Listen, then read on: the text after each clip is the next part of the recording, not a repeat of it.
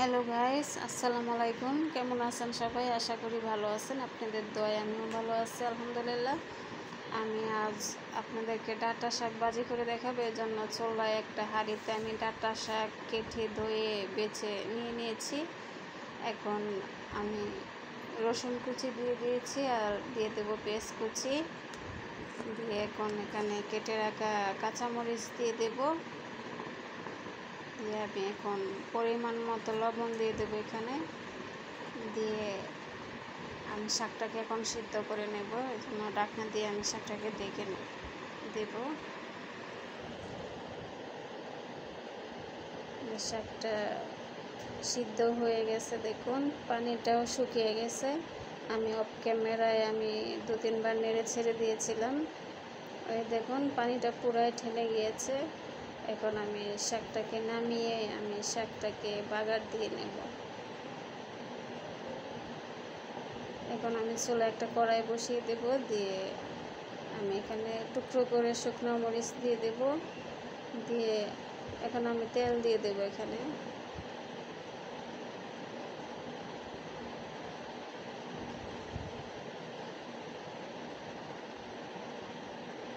আমি তেল দিয়ে দিয়েছি। দিয়ে আমি শুকনো মরিচটাকে আমি এখন ভেজে নেব।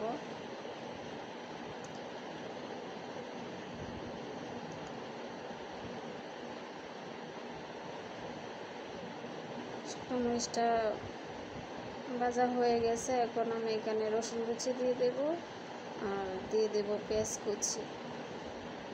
আর শাক বেশি করে রসুন পেঁয়াজ কুচি দিয়ে রান্না করলে শাকের টেস্টটা খুব ভালো হয়।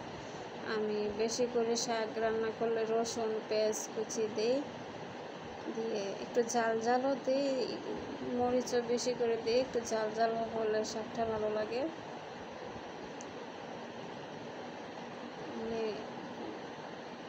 পেঁয়াজ রসুনটা ভাজা হয়ে গেছে। এখন আমি শাকটা দিয়ে দিয়েছি। দিয়ে আমি নেড়ে ছেড়ে নেব।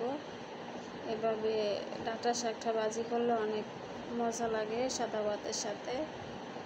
দেখুন আমার শাক ভাজিটা প্রায় হয়ে গেছে। আমি নেড়ে ছেড়ে নেব কিছুক্ষণ। আমার শাক ভাজিটা যদি আপনাদের ভালো লেগে থাকে তাহলে আমার চ্যানেলটা সাবস্ক্রাইব করে লাইক দিয়ে শেয়ার দিয়ে আমার পাশে থাকবেন প্লিজ। আপনারা যদি আমার পাশে থাকেন তাহলে আমি সামনের দিকে এগিয়ে যেতে পারবো ইনশাআল্লাহ। আমি আশা করছি আপনারা আমার পাশে থাকবেন, আমাকে সাপোর্ট করবেন। এই দেখুন আমার শাক ভাজিটা হয়ে গেছে। আপনাদের মূল্যবান সময় দিয়ে আমার ভিডিওটা দেখার জন্য ধন্যবাদ আপনাদেরকে।